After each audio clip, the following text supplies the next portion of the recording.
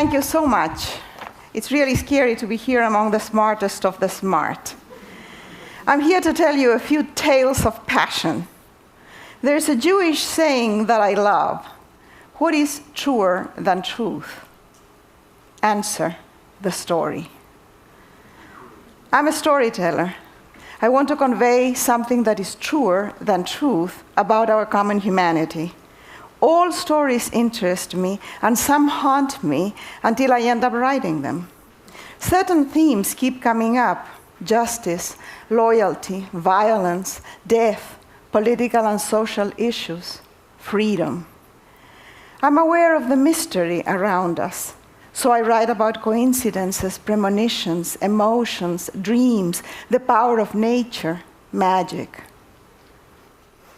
In the last 20 years, I have published a few books, but I have lived in anonymity until February of 2006, when I carried the Olympic flag in the Winter Olympics in Italy.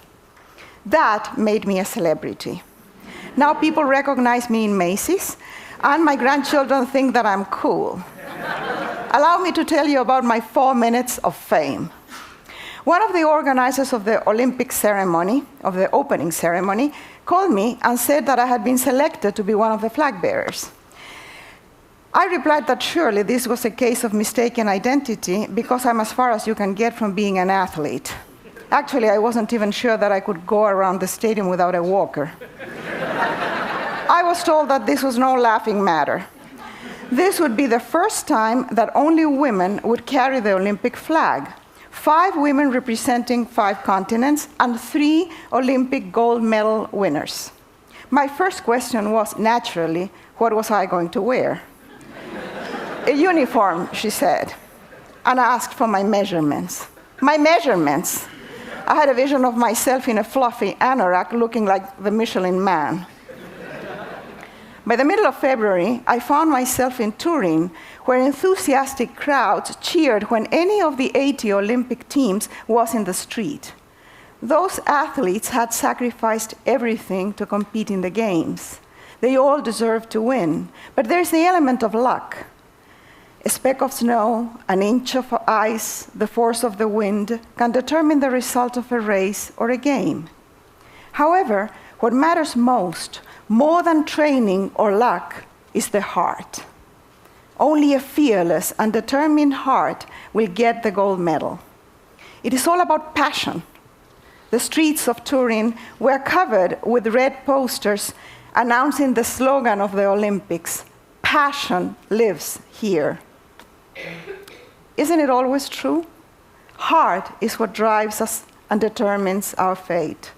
That is what I need for my characters in my books: a passionate heart.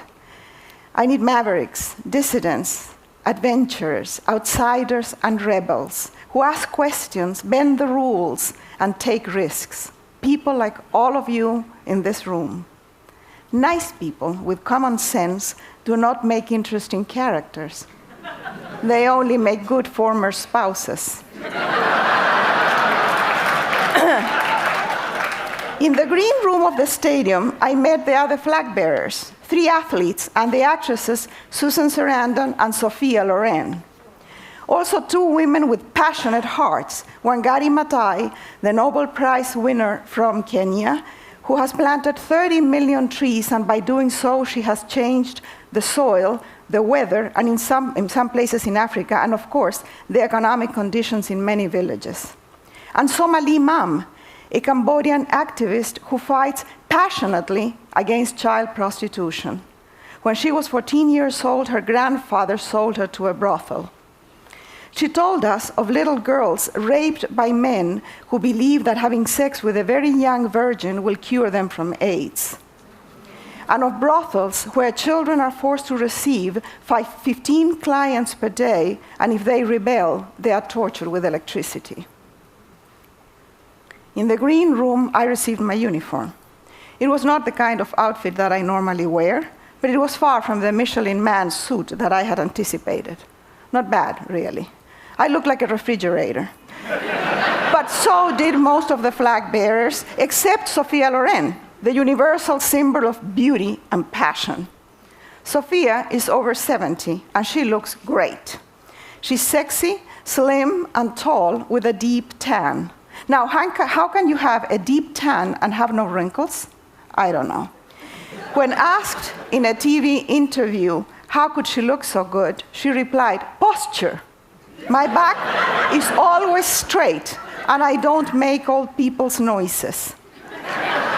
So there you have some free advice from one of the most beautiful women on earth. No grunting, no coughing, no wheezing, no talking to yourselves, no farting. Well, she didn't say that exactly. At some point around midnight, we were summoned to the wings of the stadium, and the loudspeakers announced the Olympic flag, and the music started. By the way, the same music that starts here, the Aida March. Sophia Loren was right in front of me. She's a foot taller than I am, not counting the poofy hair. She walked elegantly, like a giraffe on the African savannah, holding the flag on her shoulder. I jogged behind, on my tiptoes, holding the flag on my extended arm, so that my head was actually under the damn flag. All the cameras were, of course, on Sophia. That was fortunate for me, because in most press photos, I appear too, although often between Sophia's legs. A place where most men would love to be. The best 4 minutes of my entire life were those in the Olympic Stadium. My husband is offended when I say this, although I have explained to him that what we do in private usually takes less than 4 minutes, so he shouldn't take it personally. I have all the press clippings of those 4 magnificent minutes because I don't want to forget them when old age destroys my brain cells. I want to carry in my heart forever the key word of the Olympics: passion. So here's a tale of passion. The year is 1998. The place is a prison camp for Tutsi refugees in Congo. By the way, 80% of all refugees and displaced people in the world are women and girls. We can call this place in Congo a death camp because those who are not killed will die of disease or starvation. The protagonists of this story are a young woman, Rose Mapendo, and her children. She's pregnant and a widow. Soldiers have forced her to watch as her husband was tortured and killed. Somehow, she manages to keep her 7 children alive, and a few months later, she gives birth to premature twins, 2 tiny little boys. She cuts the umbilical cord with a stick and ties it with her own hair. She names the twins after the camp's commanders to gain their favor and feeds them with black tea because her milk cannot sustain them. When the soldiers burst in her cell to rape her oldest daughter, she grabs hold of her and refuses to let go, even when they hold a gun to her head. Somehow, the family survives for 16 months, and then, by extraordinary luck and the passionate heart of a young American man, Sasha Sharnoff, who manages to put her in a US rescue plane, Rose Mapendo and her 9 children end up in Phoenix, Arizona, where they are now living and thriving. Mapendo in Swahili means great love. The protagonists of my books are strong and passionate women like Rose Mapendo. I don't make them up. There's no need for that. I look around and I see them everywhere. I have worked with women and for women all my life. I know them well. I was born in ancient times, at the end of the world, in a patriarchal, Catholic, and conservative family. No wonder that by age 5, I was a raging feminist, although the term had not reached Chile yet, so nobody knew what the heck was wrong with me.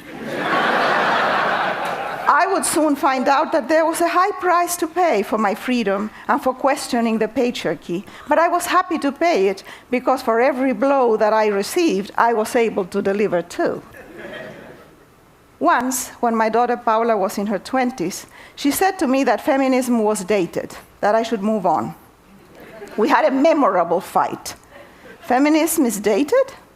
Yes, for privileged women like my daughter and all of us here today, but not for most of our sisters in the rest of the world, who are still forced into premature marriage, prostitution, forced labor.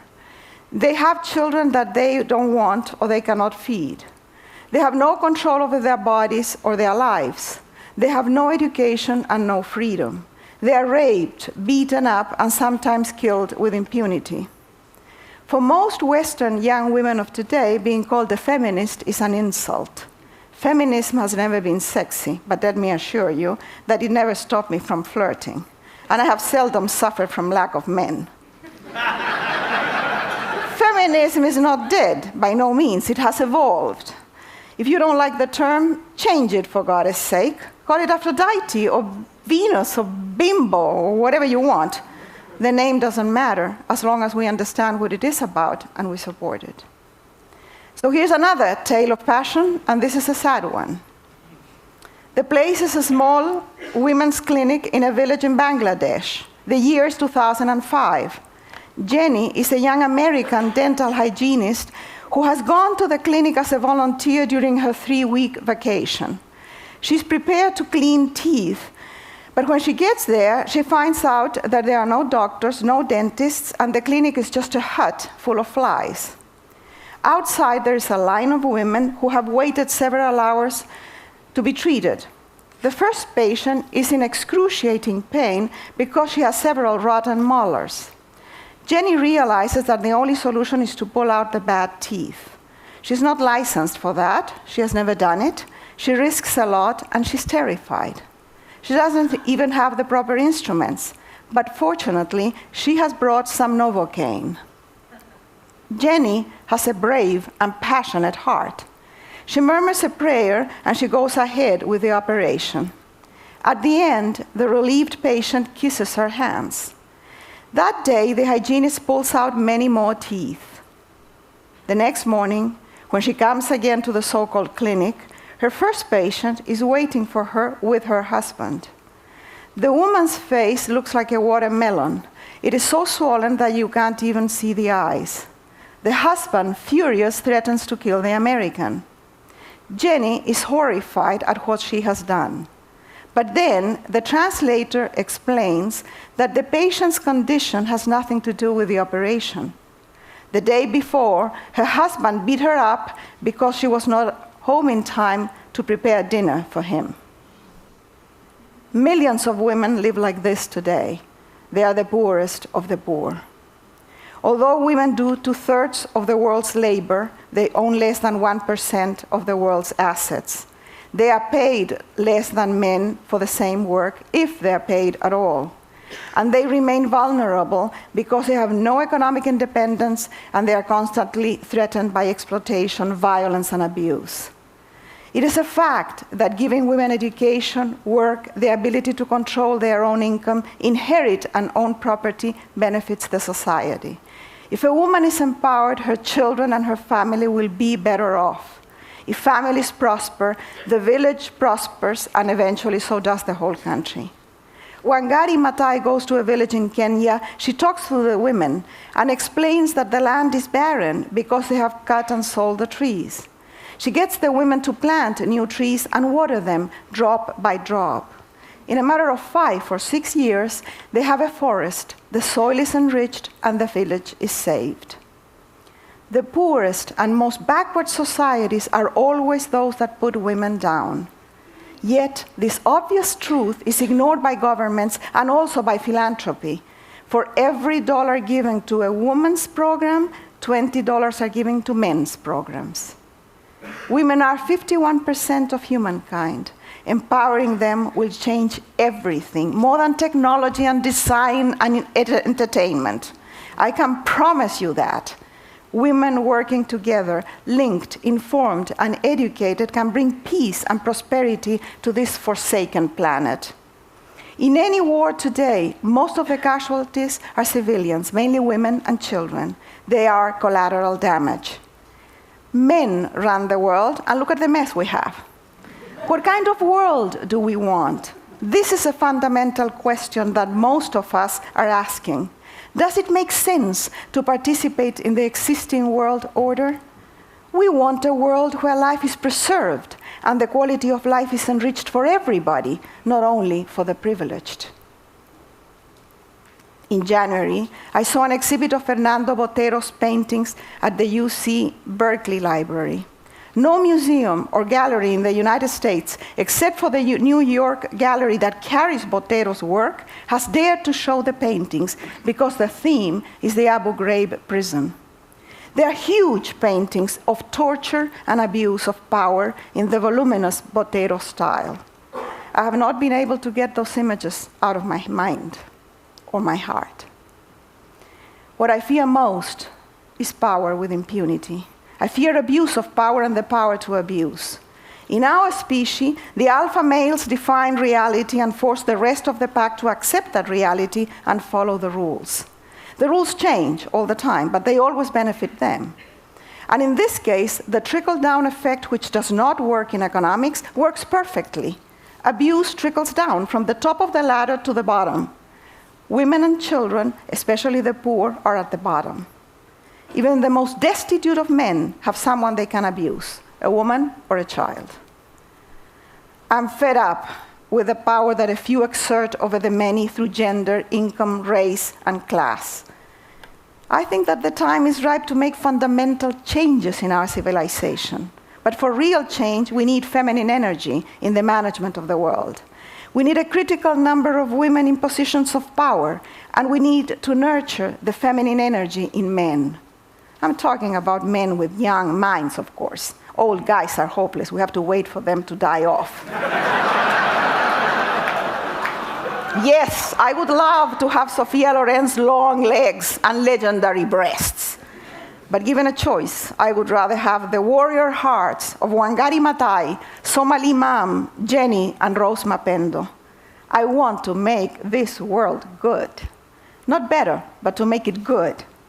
Why not? It is possible. Look around in this room, all this knowledge, energy, talent, and technology. Let's get off our fannies, roll up our sleeves, and get to work passionately in creating an almost perfect world. Thank you. Thank you.